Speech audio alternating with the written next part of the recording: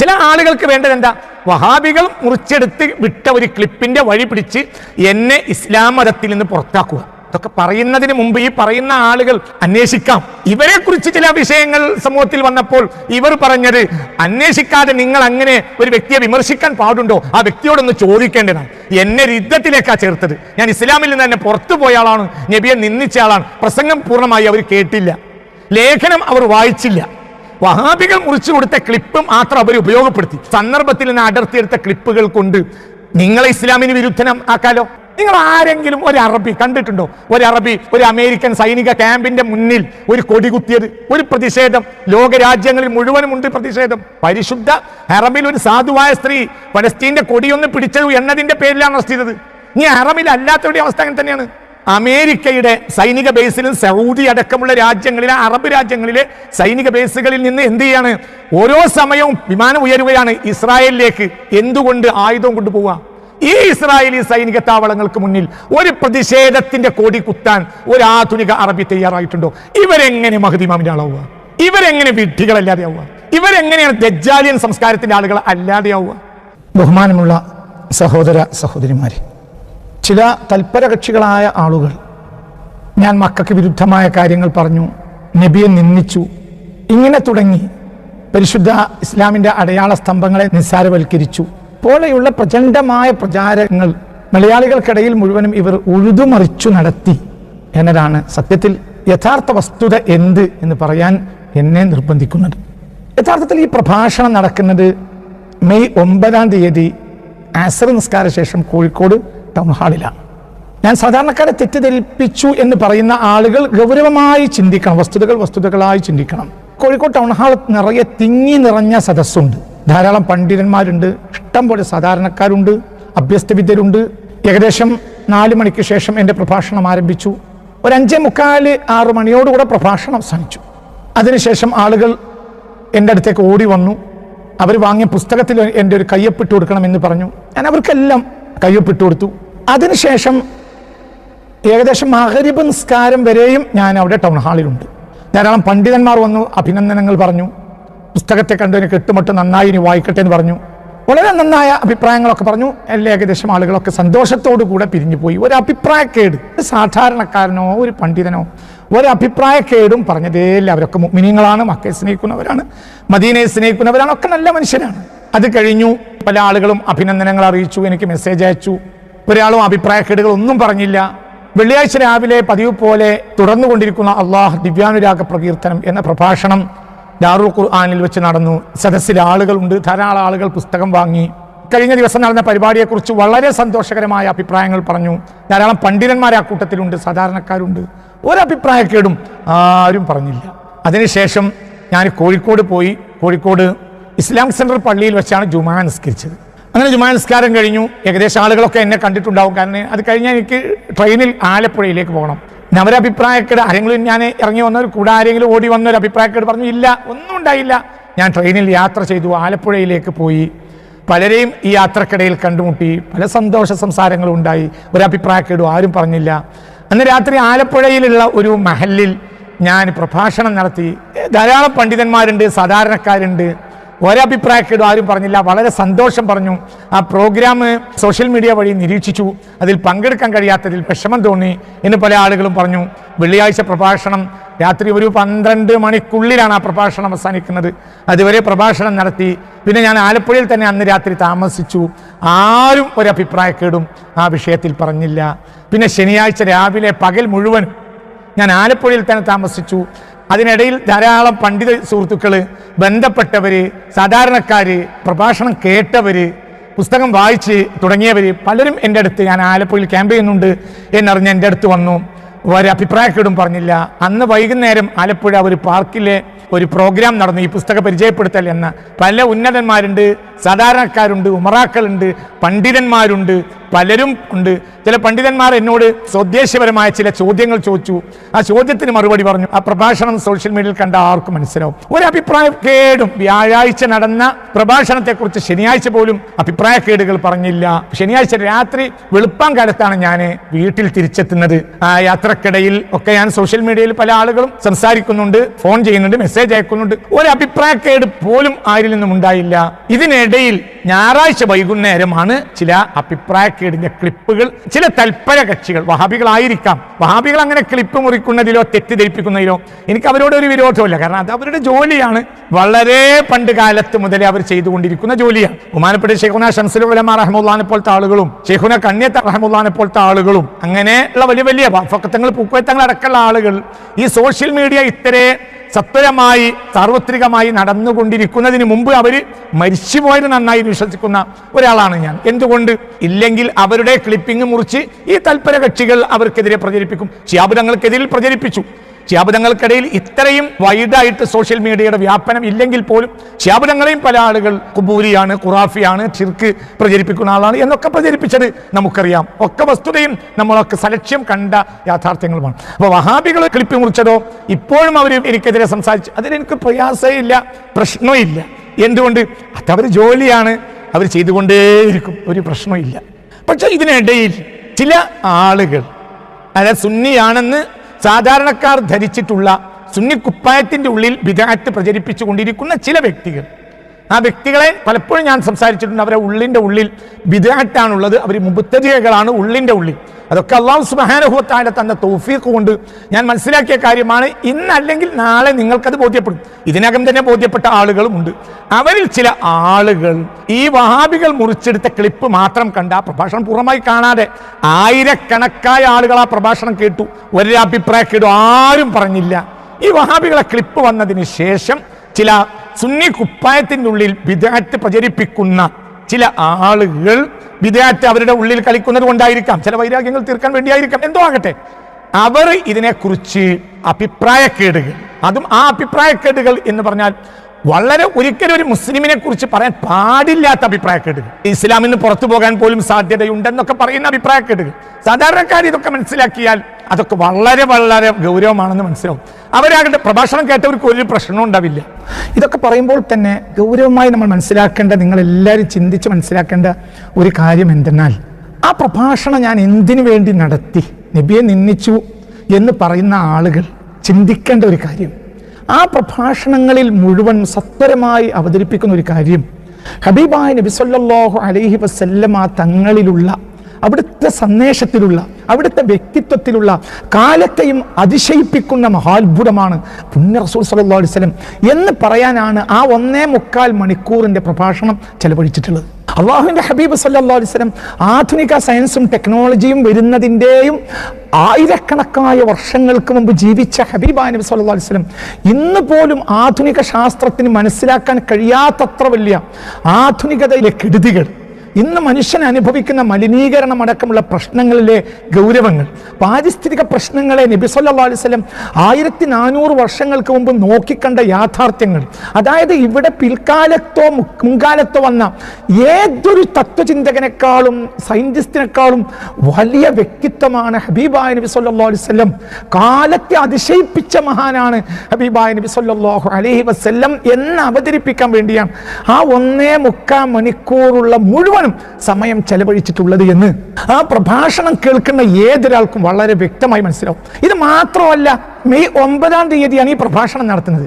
May 7-ാം തീയതി സുന്നികളുടെ ദിനപത്രമായ അമുസ്ലിങ്ങളും വരെ വായിക്കുന്ന, നമ്മുടെ സംസ്ഥാനത്ത് ഏറ്റവും കൂടുതൽ സർക്കുലേഷനുള്ള മുസ്ലിം പത്രങ്ങളിൽ പ്രധാനപ്പെട്ട പത്രമായ സുപ്രഭാതം പത്രത്തിൻ്റെ എഡിറ്റോറിയൽ പേജിൽ ഒരു 1/2 പേജ് നിറയെ എൻ്റെ ഒരു ലേഖനമുണ്ട്.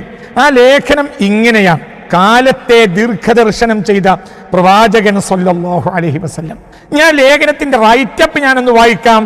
തിരുദൂതരുടെ സല്ലല്ലാഹു അലൈഹി വസല്ലം മഹത്വത്തെ ആധുനിക സമൂഹങ്ങൾക്ക് മുമ്പിൽ അർഹിക്കുന്ന പ്രാധാന്യത്തോടെ അവതരിപ്പിക്കാൻ ഇന്നത്തെ മുസ്ലിം സമൂഹത്തിന് കഴിയുന്നില്ല എന്നത് വസ്തുതയാണ്. ഇത്തരത്തിൽ പ്രതിസന്ധി ലോക ചരിത്രത്തിൽ ഒരു കാലത്തും മുസ്ലിങ്ങൾ അഭിമുഖീകരിച്ചിട്ടില്ല. അതായത് ഏത് കാലഘട്ടത്തിലും അക്കാലത്തെ മുസ്ലിം പണ്ഡിതന്മാർ ഹബീബാ നബി സല്ലല്ലാഹു അലൈഹി വസല്ലം ആ കാലത്തെ ശാസ്ത്രത്തെയും സിദ്ധാന്തങ്ങളെയും ടെക്നോളജിയെയും എല്ലാം മറികടന്ന ഒരാളാണെന്ന് അവതരിപ്പിക്കുന്നതിൽ ഏത് കാലത്തെ പണ്ഡിതന്മാരും വിജയിച്ചു. നമ്മുടെ കാലഘട്ടത്തിലെ ഞാനടക്കമുള്ള പ്രഭാഷകരും എഴുത്തുകാരും ചിന്തകരും പണ്ഡിതന്മാരടക്കം ഇതൊരു കുറ്റല്ല. ഇന്ന് ഹബീബാ നബി സല്ലല്ലാഹു അലൈഹി വസല്ലം ആരെക്കാളും വലിയ, ഏതൊരു പരിസ്ഥിതിവാദിയെക്കാളും വലിയ ആളാണ് പുണ്യ റസൂൽ മുസ്തഫ സല്ലല്ലാഹു അലൈഹി വസല്ലമ തങ്ങൾ എന്ന് എല്ലാ കാലത്തെ പണ്ഡിതന്മാരും ആ കാലത്തെ മികച്ച മഹാനാണെന്ന് അവതരിപ്പിക്കുന്നതിൽ വിജയിച്ചിട്ടുണ്ടെങ്കിൽ നമ്മുടെ കാലത്ത് നമുക്കതിന് കഴിയുന്നില്ല. ഇതാണ് നമ്മുടെ കാലത്തിന്റെ ഏറ്റവും വലിയ പ്രതിസന്ധി. റസൂൽ വലിയ മഹാനല്ലാത്തത് കൊണ്ടല്ല, ഇന്നും ലോകത്തെ ഏറ്റവും വലിയ മഹാൻ പുണ്യ റസൂൽ മുസ്തഫയാണ് എന്ന് വിശദീകരിക്കുന്ന ഒരു അരപ്പേജ് നിറയെ ഉള്ള ഒരു ലേഖനം, ലക്ഷക്കണക്കായ ആളുകൾ വായിച്ച ലേഖനം, പ്രഭാഷണം, ഈ ലേഖനം ഇതൊക്കെ എന്തിനാ ചെയ്തത്? ഇതൊന്നും മനസ്സിലാക്കാതെ ചില ആളുകൾക്ക് വേണ്ടത് എന്താ? വഹാബികൾ മുറിച്ചെടുത്ത് വിട്ട ഒരു ക്ലിപ്പിന്റെ വഴി പിടിച്ച് എന്നെ ഇസ്ലാം മതത്തിൽ നിന്ന് പുറത്താക്കുക. ഇതൊക്കെ പറയുന്നതിന് മുമ്പ് ഈ പറയുന്ന ആളുകൾ അന്വേഷിക്കാം. ഇവരെ കുറിച്ച് ചില വിഷയങ്ങൾ സമൂഹത്തിൽ വന്നപ്പോൾ ഇവർ പറഞ്ഞത്, അന്വേഷിക്കാതെ നിങ്ങൾ അങ്ങനെ ഒരു വ്യക്തിയെ വിമർശിക്കാൻ പാടുണ്ടോ? ആ വ്യക്തിയോടൊന്ന് ചോദിക്കേണ്ടതാണ്. എന്നെ രിദ്ദത്തിലേക്കാ ചേർത്തത്. ഞാൻ ഇസ്ലാമിൽ നിന്ന് തന്നെ പുറത്തു പോയ ആളാണ്, നബിയെ നിന്ദിച്ച ആളാണ്. പ്രസംഗം പൂർണ്ണമായി അവർ കേട്ടില്ല, ലേഖനം അവർ വായിച്ചില്ല. വഹാബികൾ മുറിച്ചു കൊടുത്ത ക്ലിപ്പ് മാത്രം അവർ ഉപയോഗപ്പെടുത്തി. സന്ദർഭത്തിൽ നിന്ന് അടർത്തിയെടുത്ത ക്ലിപ്പുകൾ കൊണ്ട് നിങ്ങളെ ഇസ്ലാമിന് വിരുദ്ധനം ആക്കാലോ. മാനുഷ സമൂഹത്തിന് വിരുദ്ധ ഗ്രന്ഥമാണെന്ന് ഖുർആനെ പറഞ്ഞിട്ടുണ്ടല്ലോ. എന്താണ് അവർ ചെയ്തത്? ചില ഏരിയ എന്നൊരു ഖുർആൻ ആയത്ത് മുറിച്ചെടുക്കുക, എന്നിട്ട് എന്താ ചെയ്യുക? മാനുഷ സമൂഹത്തിന്റെ, മാനവ സമൂഹത്തിന്റെ സമാധാനത്തിനും ഐക്യത്തിനും വിരുദ്ധമാണ് ഖുർആൻ എന്ന് ഒരു അല്പഭാഗം മുറിച്ചെടുത്ത് പറയുന്നവരില്ലേ? ഇതൊക്കെ വസ്തുതയല്ലേ? ഇതൊക്കെ അക്രൂരതയല്ലേ? പ്രശ്നത്തിന്റെ ഗൗരവം അതൊന്നുമല്ല. ഇവരെ ചൊടിപ്പിച്ച വിഷയവും ഇവരിതിൽ എത്രത്തോളം എന്നെ ഇസ്ലാം മതത്തിൽ നിന്ന് പുറത്താക്കാൻ കാണിച്ച വ്യഗ്രതയുടെയും അടിസ്ഥാനം നിഷ്പക്ഷമായി ജനങ്ങൾ ചിന്തിക്കണം. എൻ്റെ ഈ പുസ്തകം അമേരിക്കയുടെയും ബ്രിട്ടന്റെയും ഇമ്പീരിയലിസത്തിനും അതിന് കൂട്ടുനിൽക്കുന്ന ആധുനിക അറബ് പ്രഭുക്കൾക്കും എതിരാണ്. അത് ആ പുസ്തകം വായിക്കുന്ന, ആ പ്രഭാഷണം കേട്ട ഏതൊരാൾക്കും മനസ്സിലാവും. ഇനി ആ പുസ്തകം നിങ്ങൾ വായിക്ക്. ഈ 21-ാം നൂറ്റാണ്ടിൽ മലയാളക്കരയിൽ അമേരിക്കയുടെയും ബ്രിട്ടന്റെയും ഇമ്പീരിയലിസത്തിനെതിരെയും അതിന് കൂട്ടുനിൽക്കുന്ന അറബ് പ്രമാണികൾക്കെതിരെയും ഇങ്ങനെ ഒരു പുസ്തകം മലയാളത്തിൽ വേറെ വന്നിട്ടുണ്ടോ എന്ന് നിങ്ങൾ ചിന്തിക്ക്. അപ്പൊ ഇവരെ സംബന്ധിച്ചിടത്തോളം ഇവർ രണ്ടാലൊരു ഗ്രൂപ്പാണ്. ഒന്ന്, ചില ആളുകൾ ബ്രിട്ടന്റെയും ആ ബ്രിട്ടന്റെ മേൽക്കോയ്മക്ക് കീഴിൽ ദജ്ജാലിയൻ സംസ്കാരത്തിന് വഴിപ്പെട്ടു പോയ അറബ് പ്രഭുക്കളുടെയും പണത്തിൽ ജീവിക്കുന്നവരാണ് ചില ആളുകൾ. ചില ആളുകൾ ആകട്ടെ രാവും പകലും അറബ് പ്രഭുക്കളിൽ നിന്ന് മാത്രം പങ്കുപറ്റിയവരും അതുകൊണ്ട് മാത്രം കഴിഞ്ഞുകൂടുന്നവരും അതുകൊണ്ട് മാത്രം സൗകര്യങ്ങൾ സമ്പാദിച്ചവരുമാണ്. അപ്പോൾ ഇവരുടെ യഥാർത്ഥ ഇമാമുകളെയാണ് ഞാൻ അടിച്ചത്. എന്നെ അടിച്ച് ശരിയാക്കണം. എന്നെ അടിച്ച് ശരിയാക്കിയിട്ടില്ലെങ്കിൽ ഈ പുസ്തകം വായിക്കപ്പെട്ടാൽ, ഇത്തരം പ്രഭാഷണങ്ങൾ വന്നാൽ ഈ ഇമ്പീരിയലിസം ഇവിടെ തകരും, മനുഷ്യ മനസ്സിൽ തകരും.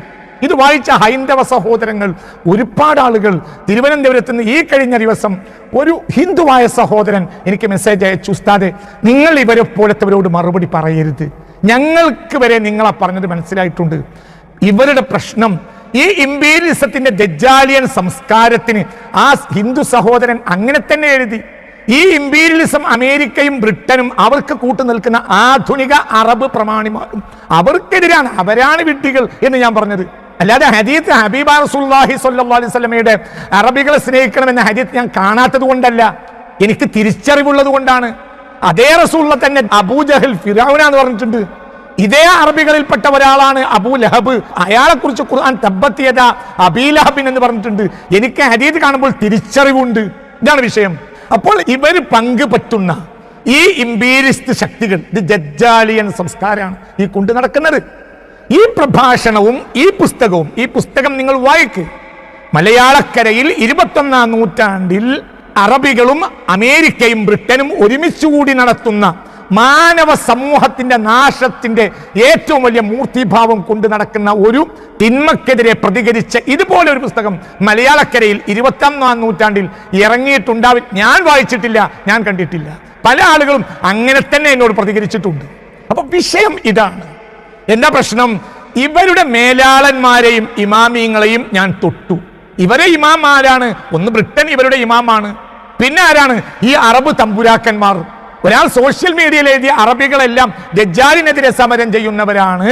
വേറൊരു ദജ്ജാൽ ഞങ്ങൾക്കറിയില്ല. നിങ്ങൾക്കറിയില്ല, നിങ്ങൾക്ക് തിരിച്ചറിവില്ലാത്തത് കൊണ്ടാണ് നിങ്ങൾക്കറിയാത്തത്. അതിന് നിങ്ങളെ മനസ്സിൽ ഇരുട്ട് നിറഞ്ഞതിന് എന്നെ കുറ്റം പറഞ്ഞിട്ട് കാര്യമില്ല. ഇതാണ് അതിന്റെ യാഥാർത്ഥ്യം. ഈ ഇംപീരിയലിസ്റ്റ് ശക്തികൾ, ഈ തിന്മയുടെ മേലാളന്മാർ, അവർ മുസ്ലിം സമുദായത്തിന് ഇന്ന് മുസ്ലിം സമുദായത്തിന്റെ ഏറ്റവും വലിയ പ്രശ്നം ഈ സമൂഹമാണ്. അതിന്റെ തൊലി ഉരിച്ചിട്ടുണ്ട് ആ പുസ്തകത്തിൽ. അമേരിക്കയും ബ്രിട്ടനും ഇസ്രായേലും ചേർന്ന് ചതിക്കുന്ന ചതിയിൽ ഈ ആധുനിക അറബികൾ പെട്ടുപോയി എന്ന കാര്യം ഉറപ്പാണ്. അപ്പോൾ പിന്നെ ഈ ആധുനിക അറബികൾ 100% പമ്പര വിഡ്ഢികളാണെന്നുള്ള കാര്യം സത്യമല്ലേ? അതൊരു യാഥാർത്ഥ്യമല്ലേ? എന്താണ് ആധുനിക അറബികളുടെ അവസ്ഥ? പരിശുദ്ധ ഹറമുകൾക്കുള്ളിൽ വരെ ഇസ്രായേലിനെ സഹായിക്കുന്ന കമ്പനികളുണ്ട്. മക്ഡൊണാൾഡ്സ്, അതേപോലെ സ്റ്റാർബക്സ്. ഈ 2 കമ്പനികളും കഴിഞ്ഞ ഒക്ടോബറിൽ ഇസ്രായേലികളും ഗസയും തമ്മിൽ പ്രശ്നം തുടങ്ങിയ അന്ന് മുതൽ വളരെ ഫ്രീ ആയി 10 പൈസ ഇല്ലാതെ ഞങ്ങൾ ഇസ്രായേലി പട്ടാളക്കാർക്ക് ഭക്ഷണം കൊടുക്കുമെന്ന് പ്രഖ്യാപിക്കുകയും ആ ഭക്ഷണം കൊടുക്കൽ ഇന്നും തുടരുകയും ചെയ്യുന്ന ആളുകളാണ് ഈ 2 പ്രധാനപ്പെട്ട കമ്പനികളും. ഈ കമ്പനികളുടെ ഭക്ഷണ സ്റ്റാളുകൾ ലക്ഷക്കണക്കിന് രൂപയാണ് ദിവസേന അവർ ഹറമുകളിൽ നിന്നും പരിസരത്തും സമ്പാദിക്കുന്നത്. അറബികൾ തിരക്കാണ് അവിടെ. ഈ ഭക്ഷണം വിറ്റ് കാശുണ്ടാക്കിയിട്ട് ആ കാശ് കൊണ്ടാണ് അവർ ഫ്രീ ആയി ഭക്ഷണം കൊടുക്കുന്നത്. ആർക്ക്? 36,000-ഓളം ഗസക്കാരായ പാവപ്പെട്ട ഫലസ്തീനികളെ കൊലപ്പെടുത്തിയ ഇസ്രായേലി സൈനികർക്ക് ഫ്രീ ആയി ഭക്ഷണം കൊടുക്കുന്നത് ആരാ? ഹറമിൽ നിന്ന് ലക്ഷക്കണക്കിന് പൈസ സമ്പാദിക്കുന്ന ആളുകൾ. ഒരു ബ്രിട്ടീഷുകാരനായ ഒരു സഹോദരൻ ഉംറക്ക് വന്നു, മദീനയിൽ വന്നപ്പോൾ അദ്ദേഹം ഈ മക്ഡൊണാൾഡ്സിന്റെയും സ്റ്റാർബക്സിന്റെയും ഒക്കെ മുന്നിൽ അറബ് യുവാക്കൾ തിക്കിത്തിരക്കി ഭക്ഷണം വാങ്ങുന്നത് ഈ സമയത്ത് കണ്ടു. ലോകത്തെ പല മീഡിയകളും അത് റിപ്പോർട്ട് ചെയ്തു. അപ്പോൾ അദ്ദേഹം ആശ്ചര്യപ്പെട്ടു. എന്താണ് ജനങ്ങളെ നിങ്ങൾ ചെയ്യുന്നത്? നിങ്ങളുടെ സഹോദരന്മാരായ ഗസയിലും ഫലസ്തീനിലുമുള്ള 10,000-ങ്ങളെ നിഷ്ഠൂരമായി കൊലപ്പെടുത്തുന്ന, ആയിരക്കണക്കിന് മുസ്ലിം സ്ത്രീകളെ റേപ്പ് ചെയ്യുന്ന ആ തമ്മാടികൾ, അവർക്ക് എല്ലാവിധ സൗകര്യം ചെയ്തു കൊടുക്കുന്നത് ഈ മക്ഡൊണാൾഡ്സിന്റെയും സ്റ്റാർബക്സിന്റെയും ഒക്കെ പണം കൊണ്ടാണ്. അവരുടെ ഭക്ഷണമാണോ നിങ്ങൾ വാങ്ങിക്കഴിക്കുന്നത്? നിങ്ങൾ കൊടുക്കുന്ന ഓരോ ഫിൽസിന്റെയും വലിയൊരു ശതമാനവും നിങ്ങളെ സഹോദരങ്ങളെ കൊല്ലാൻ വേണ്ടിയല്ലേ നിങ്ങൾ ഉപയോഗപ്പെടുത്തുന്നത് എന്ന് പറഞ്ഞ് അദ്ദേഹം അത്ഭുതം കൂറി. ഇതിനേക്കാളും വലിയൊരു തിന്മ എന്താണ്? Muslims eating McDonald's in Medina. My brothers and sisters, just remember that it's still Zionism here. Be careful. Don't let this fool you. There's other places to eat too. Support local businesses. ഇത്തരം പ്രൊഡക്റ്റുകൾ, ഇസ്രായേലിനെ സഹായിക്കുന്ന പ്രൊഡക്റ്റുകൾ ബഹിഷ്കരിക്കണമെന്ന് മുസ്ലിം ലോകത്ത് നിന്ന് വലിയ അഭിപ്രായങ്ങൾ വന്നപ്പോൾ അങ്ങനെ ബഹിഷ്കരിക്കരുതെന്ന് പറഞ്ഞ പണ്ഡിതന്മാർ ഇന്നും ഹറമൈനിയിലുണ്ട്. അതൊക്കെ ഭരണകൂടത്തിന്റെ അഭിപ്രായം. ഭരണകൂടമാണ് പറയേണ്ടത്, നിങ്ങളല്ല. ആരും ബഹിഷ്കരിക്കരുത്. അതായത് ഇസ്രായേലി പട്ടാളക്കാരെ സഹായിക്കുന്ന, അവർക്ക് പണം നൽകുന്ന, ഫ്രീ ആയി ഭക്ഷണം കൊടുക്കുന്ന ഇങ്ങനെയുള്ള കമ്പനികളുടെ ഉൽപ്പന്നങ്ങൾ, ഫുഡ് പ്രൊഡക്റ്റ് ആണെങ്കിലും മറ്റെന്താണെങ്കിലും അത് ബഹിഷ്കരിക്കണമെന്ന് പൊതുവെ മുസ്ലിം ലോകത്ത് നിന്ന് അഭിപ്രായം വന്നപ്പോൾ ആ അഭിപ്രായം ഒരിക്കലും സ്വീകരിക്കരുത്. അങ്ങനെ അവരെ ബഹിഷ്കരിക്കാൻ പാടില്ല. എന്തുകൊണ്ട്? അത് ഭരണകൂടത്തിന്റെ അഭിപ്രായമാണ് സ്വീകരിക്കേണ്ടത് എന്ന് പറഞ്ഞ ആളുകൾ, ഇവരും സയനിസ്റ്റുകളും തമ്മിലുള്ള ബന്ധം എത്ര കാലത്തെ ബന്ധമാണ്? ഇത് ദജ്ജാലിയൻ സംസ്കാരമല്ലാതെ എന്താണ്? പാവപ്പെട്ട ഫലസ്തീനി മക്കള് 4 ഭാഗത്തും 4 മുസ്ലിം രാജ്യങ്ങളാണ് സത്യത്തിൽ ഈ ഗസക്കാരെ പൊതിഞ്ഞു നിൽക്കുന്ന 4 മുസ്ലിം രാജ്യങ്ങൾ. ആ രാജ്യങ്ങളുടെ അതിർത്തിയിൽ വന്ന് ഏത് സമയവും മരണപ്പെടുമെന്ന് ഭയമുള്ള പാവപ്പെട്ട പെണ്ണുങ്ങളും കുട്ടികളും അവരുടെ ബാരിക്കേഡുകളെ അടിക്കാണ്. നിങ്ങൾ ദയവായി നിങ്ങളുടെ രാജ്യത്തേക്ക് സ്വീകരിക്കൂ എന്ന് പറഞ്ഞിട്ട് 1 സെക്കൻഡ് പോലും ഒരു കുട്ടിയെപ്പോലും സ്വീകരിക്കാൻ അവർ തയ്യാറായില്ല. എന്തുകൊണ്ട്? ഈ ഇസ്രായേലും ഇവർ തമ്മിൽ വലിയ അണ്ടർവേൾഡ് ബന്ധം നിലനിൽക്കുകയാണ്. മുസ്ലിം രാജ്യങ്ങളിൽ അമേരിക്കയുടെ 20ഓളം സൈനിക ക്യാമ്പുകളുണ്ട്. ഇപ്പറയുന്ന പ്രധാനപ്പെട്ട എല്ലാ മുസ്ലിം രാജ്യങ്ങളിലുണ്ട്. ആ മുസ്ലിം രാജ്യങ്ങളിൽ നിന്ന് എന്താണ് ഈ അമേരിക്കയുടെ ഈ മിലിറ്ററി ബേസിൽ നിന്ന് എന്താ ഉണ്ടാകുന്നത്? എപ്പോൾ ഇസ്രായേലിന് ആയുധം കുറയോ അപ്പോൾ സൗദിയിലെയും മറ്റു രാജ്യങ്ങളിലെയും ഒക്കെ അറബ് രാജ്യങ്ങളുടെ മിലിറ്ററി ബേസിൽ നിന്നാണ് ഇസ്രായേലിന് ആയുധം എത്തിച്ചു കൊടുത്തുകൊണ്ടേയിരിക്കുന്നത്. അതായത് മുസ്ലിങ്ങളെ കൊലപ്പെടുത്താൻ വേണ്ടി ആയുധം ചെലവഴിക്കുമ്പോൾ ആ ആയുധം തീർന്നതിന് ശേഷം അടുത്ത ആയുധം വരുന്നത് ഇതേ സൗദി അടക്കമുള്ള മുസ്ലിം രാജ്യങ്ങളിൽ നിന്നുള്ള അമേരിക്കയിലെ മിലിറ്ററി ബേസുകളിൽ നിന്നാണ്. ഇസ്രായേലിന് ഒരിക്കലും ആയുധം തീരാൻ പാടില്ല. ഇതാണ് അമേരിക്കയുടെ പ്രഖ്യാപിത നയം. നിങ്ങൾ ആരെങ്കിലും ഒരു അറബി കണ്ടിട്ടുണ്ടോ? ഒരു അറബി ഒരു അമേരിക്കൻ സൈനിക ക്യാമ്പിന്റെ മുന്നിൽ ഒരു കൊടി കുത്തിയത്? ഒരു പ്രതിഷേധം ലോകരാജ്യങ്ങളിൽ മുഴുവനും ഉണ്ട് പ്രതിഷേധം. പരിശുദ്ധ ഹറമിൽ ഒരു സാധുവായ സ്ത്രീ ഫലസ്തീന്റെ കൊടിയൊന്ന് പിടിച്ചത് എന്നതിന്റെ പേരിലാണ് അറസ്റ്റ് ചെയ്തത്. ഇനി ഹറമിൽ അല്ലാത്തവരുടെ അവസ്ഥ അങ്ങനെ തന്നെയാണ്. അമേരിക്കയുടെ സൈനിക ബേസിലും സൗദി അടക്കമുള്ള രാജ്യങ്ങളിലെ അറബ് രാജ്യങ്ങളിലെ സൈനിക ബേസുകളിൽ നിന്ന് എന്ത് ചെയ്യാണ്? ഓരോ സമയവും വിമാനം ഉയരുകയാണ് ഇസ്രായേലിലേക്ക്. എന്തുകൊണ്ട്? ആയുധവും കൊണ്ടുപോവുക. ഈ ഇസ്രായേലി സൈനിക താവളങ്ങൾക്ക് മുന്നിൽ ഒരു പ്രതിഷേധത്തിന്റെ കൊടി കുത്താൻ ഒരു ആധുനിക അറബി തയ്യാറായിട്ടുണ്ടോ? ഇവരെങ്ങനെ മഹ്ദി ഇമാമിന്റെ ആളാവുക? ഇവരെങ്ങനെ വിഡ്ഢികളല്ലാതെയാവുക? ഇവരെങ്ങനെയാണ് ദജ്ജാലിയൻ സംസ്കാരത്തിന്റെ ആളുകൾ അല്ലാതെയാവുക? ഇവർക്ക് എന്ത് ചിന്തയാണുള്ളത്? ഇവരെ പണി എന്താ? ലോകത്തെ ഏറ്റവും വലിയ കെട്ടിടം ഉണ്ടാക്കുക. ലോകത്തെ ഏറ്റവും വലിയ കെട്ടിടം ഈ അറബ് രാജ്യങ്ങളിലാണ്. ലോകത്തെ ഏറ്റവും വലിയ ടവറുകൾ ഉണ്ടാക്കുന്ന പണിയിലാണ് അവർ. ലോകത്തെ ഏറ്റവും വലിയ നീന്തൽ കുളങ്ങൾ ഉണ്ടാക്കുക, മനുഷ്യ നിർമ്മിതമായ ഐലൻഡുകൾ ഈ അറബ് രാജ്യങ്ങളിലാണ്. ഇവരെ പണം എന്തിനാ ചെലവാക്കുന്നത്? ലോകത്ത് ഏറ്റവും വലിയ 7 സ്റ്റാർ ഹോട്ടൽ ഈ രാജ്യത്താണ്. മനുഷ്യർ കാട്ടിക്കാൻ വേണ്ടി, സ്വർണത്തിന്റെ കക്കൂസിൽ കാട്ടിക്കാൻ വേണ്ടി സൗകര്യപ്പെടുത്തിയ ഒരേ ഒരു രാജ്യം ഈ അറബ് രാജ്യമാണ്. ഇവരുടെ ഒരു ദജ്ജാലിയൻ സംസ്കാരമല്ലാതെ പിന്നെന്താണ്? ഇതെന്താണ് നിങ്ങൾ മനസ്സിലാക്കാത്തത്? അപ്പോൾ അത്തരം ആളുകളുടെ പുറംപൂച്ച് പുറത്തിയാടും. ഈ യുദ്ധം തുടങ്ങിയതിന് ശേഷം പാവപ്പെട്ട ഫലസ്തീനികൾക്ക് വേണ്ടി പ്രാർത്ഥിക്കുന്നത് പോലും ഈ അറബ് രാജ്യങ്ങൾ നിരോധിച്ചു എന്ന പേരിൽ ലോകമാധ്യമങ്ങളിൽ മുഴുവനും വന്നല്ലോ. നമ്മുടെ ഇന്ത്യയിൽ പോലും വന്നു. കഴിഞ്ഞ നവംബർ 17 ടൈംസ് ഓഫ് ഇന്ത്യയുടെ ഒരു റിപ്പോർട്ട് നോക്കൂ. Not aloud, Saudi Arabia detains people praying for Gaza in holy sites. വിശുദ്ധ പ്രദേശങ്ങളിൽ ഗസയിലെ പാവപ്പെട്ടവരുടെ വേണ്ടി പ്രാർത്ഥിക്കുന്നവരെ പോലും സൗദി അറേബ്യ തടവിലിടുന്നു എന്ന് ടൈംസ് ഓഫ് ഇന്ത്യ ഈ കഴിഞ്ഞ നവംബർ 17 ടൈംസ് ഓഫ് ഇന്ത്യയുടെ റിപ്പോർട്ട് ഞാൻ ഈ വായിച്ചത്. Not aloud, Saudi Arabia detains people praying for Gaza in holy sites. വിശുദ്ധ സ്ഥലങ്ങളിൽ മക്കയിലെയും മദീനയിലെയും ഹറമുകളിൽ ഒന്ന് ശബ്ദമുയർത്തി ഒരാളോ ഒരു കൂട്ടം ആളുകളോ പ്രാർത്ഥിക്കുകയാണെങ്കിൽ പോലും അവരെ തടവിലിടുകയാണ് സൗദി അറേബ്യ എന്ന് റിപ്പോർട്ട് ലോകമാധ്യമങ്ങളിൽ മുഴുവൻ വന്നു. അമേരിക്കയിൽ വന്നു, ബ്രിട്ടനിൽ വന്നു, ഇന്ത്യയിൽ വന്നു. ടൈംസ് ഓഫ് ഇന്ത്യ റിപ്പോർട്ട് ചെയ്തു. ഇവരുടെ ബന്ധം ആരോടാ? അവരെ കുട്ടികളെ സ്വീകരിച്ചില്ല. പണ്ടെങ്ങോ ഒരു പ്രാർത്ഥിച്ചിട്ടുണ്ടാവും. ഇപ്പോൾ പ്രാർത്ഥിക്കുന്നത് പോലും നിരോധിച്ചു. അത്തരം ആളുകളെ തടവിലിടുകയാണ് എന്ന ഇവരുടെ സംസ്കാരം. അതേസമയം നിങ്ങൾ ചിന്തിക്കണം, കൊളംബിയ യൂണിവേഴ്സിറ്റി, ഹാർവാർഡ് യൂണിവേഴ്സിറ്റി, ലോകരാജ്യങ്ങളിൽ മുഴുവനുമുള്ള ഒരുപാട് മൂവ്മെന്റ്സ്, എത്രയോ ക്ലബുകൾ, അതെല്ലാം ഫലസ്തീന്റെ കൊടിപ്പുയർത്തി ഫലസ്തീനും നീതി കൊടുക്കുക എന്ന് പറഞ്ഞ് ലോകരാജ്യങ്ങളിൽ നിന്ന് മുഴുവനും മുറവിളികൾ ഉണ്ടായി. അവരിൽ പലരും നിരീശ്വരവാദികളാണ്, അവരിൽ പലരും മതമില്ലാത്ത കമ്മ്യൂണിസ്റ്റുകളാണ്, പലരുമാണ്. പക്ഷേ നീതി വേണമെന്ന് അവർക്ക് ആഗ്രഹമുണ്ട്. പാവപ്പെട്ട ഫലസ്തീനികളെ 20 കിലോമീറ്റർ മാത്രം ദൈർഘ്യമുള്ള സ്ഥലത്ത് 750 ലക്ഷം സ്ഫോടക വസ്തുക്കളാണ് ഇട്ടത്. ഇത് ചരിത്രത്തിൽ ഇന്നിവരെ ഇല്ലാത്തതാണ്. ആ നാട്ടിലെ പാവപ്പെട്ട ജനങ്ങൾക്ക് നീതി കിട്ടണം എന്ന് പറഞ്ഞ് ഏപ്രിൽ തുടക്കം മുതൽ ഇതുവരെയും ലോകത്തെ വിശ്വേത്തര കോമൺ വിദ്യാഭ്യാസ സ്ഥാപനങ്ങളിൽ സമരം നടന്നുകൊണ്ടിരിക്കുക. 1 മണിക്കൂർ നേരം ഈ അറബ് രാജ്യങ്ങളിലെ എവിടെയെങ്കിലും ഒരു പഠിപ്പ് മുടക്കിയോ? എവിടെയെങ്കിലും? അതിനവിടുത്തെ ഭരണകൂടം സമ്മതിച്ചോ?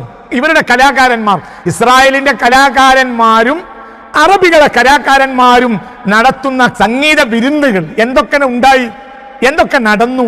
ഇങ്ങനെ ഒരു അവസ്ഥ ലോകത്തൊരു ജനതക്കുണ്ടോ? ഒരു ജനതക്ക് ഏറ്റവും ചുരുങ്ങിയത് ഒരു വർഗസ്നേഹം വേണ്ടേ? ഒരു സമുദായ സ്നേഹം. സമുദായ സ്നേഹമില്ലാത്ത ഒരേ ഒരു ജനത ഇന്ന് ആധുനിക അറബികൾ മാത്രമാണ്. ഗസക്കാരെ സംബന്ധിച്ചിടത്തോളം ഗസക്കാരായ അവരിൽ വലിയൊരു പക്ഷവും മുസ്ലിങ്ങളാണ്, ക്രൈസ്തവ സഹോദരങ്ങളും ഉണ്ട്. ഏറ്റവും ചുരുങ്ങിയത് ഇവർ അറബ് ഭാഷ സംസാരിക്കുന്നവരല്ല. അവരോട് ഒരു താതാത്മ്യപ്പെടൽ, ഒരു ഐക്യദാർഢ്യം. എന്തൊക്കെ പറയുമ്പോഴും ഇസ്രായേലിനെ ഈ വിഷയത്തിൽ നമ്മൾ ബഹുമാനിക്കണം. എന്നർത്ഥം ഇനി നാളെ വേറൊരു വാക്ക് പറയാനല്ല. ജൂതന്മാർക്ക് എവിടെ ഒരു പ്രശ്നമുണ്ടെങ്കിലും അവർ കൊണ്ടുവന്നേ തീരൂ ഇസ്രായേലിനെ. 1949 യമനിൽ നിന്ന് 1.5 ലക്ഷം ജൂതന്മാരെയാണ് അവർ പെട്ടെന്ന് ഇസ്രായേലിലേക്ക് കടത്തിയത്. എന്തുകൊണ്ട്? ജൂതന്മാർക്ക് യമനിൽ പ്രശ്നങ്ങൾ വന്നു. അപ്പൊ യമനിലെ ജൂതന്മാരെ രക്ഷപ്പെടുത്താൻ വേണ്ടി ഇവർ തമ്മിൽ സത്യത്തിൽ ഒരു ഭാഷക്കാർ പോലും അല്ല. അതായത് സയനിസ്റ്റുകൾ യൂറോപ്യൻ ഭാഷ സംസാരിക്കുന്നവരാണ്, യമനിലെ ജൂതന്മാരോ അറബ് ഭാഷ സംസാരിക്കുന്നവരാണ്. അറബ് ഭാഷ സംസാരിക്കുന്ന ഒരു ഭാഷക്കാർ പോലും അല്ലാത്ത 1.5 ലക്ഷം ജൂതന്മാരെയാണ് രായ്ക്കു രാമാനം അവര് കടത്തിയത്. 1949 വർഗസ്നേഹം. 1952 ഇറാഖിൽ കലാപമുണ്ടായപ്പോൾ 1,30,000 ജൂതന്മാരെയാണ് ചില്ലറ ദിവസങ്ങൾക്കുള്ളിൽ ഇസ്രായേൽ ഇറാഖിൽ നിന്ന് ഇസ്രായേലിൽ എത്തിച്ചത്. അതിനുവേണ്ടി അവരൊക്കെ എടുത്ത അധ്വാനം എത്രയായിരിക്കും? എന്താണെങ്കിലും അതിനെ നമ്മൾ ബഹുമാനിക്കണ്ടേ? ഈ ഇറാഖിലെ ജൂതന്മാരുടെ ഭാഷ വേറെയാണ്, സയനിസ്റ്റുകളെ ഭാഷ വേറെയാണ്. എന്നിട്ടും ഇറാഖിൽ കലാപമുണ്ടായപ്പോൾ രാഖി രാമായണം എന്ന രൂപത്തിൽ 1,30,000 ജൂതന്മാരെ ഇറാഖിൽ നിന്ന് അവർ ഇസ്രായേലിലേക്ക് കടത്തിയില്ലേ? കഴിഞ്ഞു. 1984 സുഡാനിൽ കലാപമുണ്ടായി. 2 ലക്ഷം ജൂതന്മാരെയാണ് അവർ കടത്തിയത് പെട്ടെന്ന്. എന്തുകൊണ്ട്? അവരെ അപകടത്തിലാണ്. ഇവരെ ഭാഷ രണ്ടാണ്. സുഡാനിലെ ജൂതന്മാർ ബർബർ ഭാഷ സംസാരിക്കുന്നവരാണ്. ജൂതന്മാരാണോ എന്ന് സംശയിക്കപ്പെടുന്നവരെ വരെ കടത്തി. എന്തുകൊണ്ട്? അവർ ജൂതന്മാരാണെന്ന് ഉറപ്പില്ല, എന്നാലും അവർ ബാധിച്ചു ഞങ്ങൾ ജൂതന്മാരാണ്. ആയിക്കോട്ടെ, ജൂതന്മാരാണെങ്കിൽ കൊണ്ടുപോകാം. 2 ലക്ഷം ജൂതന്മാരെയാണ് കടത്തിയത്. അവർക്ക് അപകടം വരാൻ പാടില്ല. 1991 എത്യോപ്യയിൽ വലിയ ക്ഷാമമുണ്ടായി, ദാരിദ്ര്യമുണ്ടായി. എത്രായിരം ജൂതന്മാരെയാണ് അവർ പെട്ടെന്ന് ഇസ്രായേലിൽ എത്തിച്ചത്. എന്തുകൊണ്ട്? അവരുടെ സഹോദരങ്ങൾക്ക് ക്ഷാമം ബാധിക്കാൻ പാടില്ല. ഇതൊക്കെ പറയുമ്പോഴും ഒരു സമൂഹത്തിന് കൂറ്, ഒരു വർഗസ്നേഹം ആധുനിക ദജ്ജാലിയൻ അറബികൾ എന്ത് ചെയ്തു? നിങ്ങൾ നിങ്ങളുടെ താല്പര്യത്തിന് വേണ്ടി ഇസ്രായേലിന് വേണ്ടി കൊടി പിടിക്കുന്നവരുടെ ഭക്ഷണ സ്റ്റാളുകൾക്ക് മുന്നിൽ തിരക്കി, അവർക്ക് വേണ്ടി സൗകര്യങ്ങൾ ഉണ്ടാക്കി. ആ പാവപ്പെട്ട ഗസ്സക്കാർക്ക് വേണ്ടി ആരെങ്കിലും വാദിച്ചോ? അവരെ നിങ്ങൾ പിടിച്ച് ജയിലിലിട്ടു. ഈ ജനത വിഡ്ഢികളല്ലാതെ ആരാണ്? ഇതൊരു വസ്തുതയല്ലേ? എന്തുകൊണ്ടാണ് അവരത് ചെയ്യാത്തത്? ഈ ഇസ്രായേലിനെ നിലനിർത്തുന്നത് അമേരിക്കയും ബ്രിട്ടനുമാണ്. അപ്പൊ സ്വാഭാവികമായും ഇവരുടെ ഇമാമുകൾ അതാണ്. താല്പര്യത്തിന് വിരുദ്ധമായി നിൽക്കാൻ ഇവർക്ക് കഴിയില്ല. ഇവരുടെ കയ്യിലില്ലേ?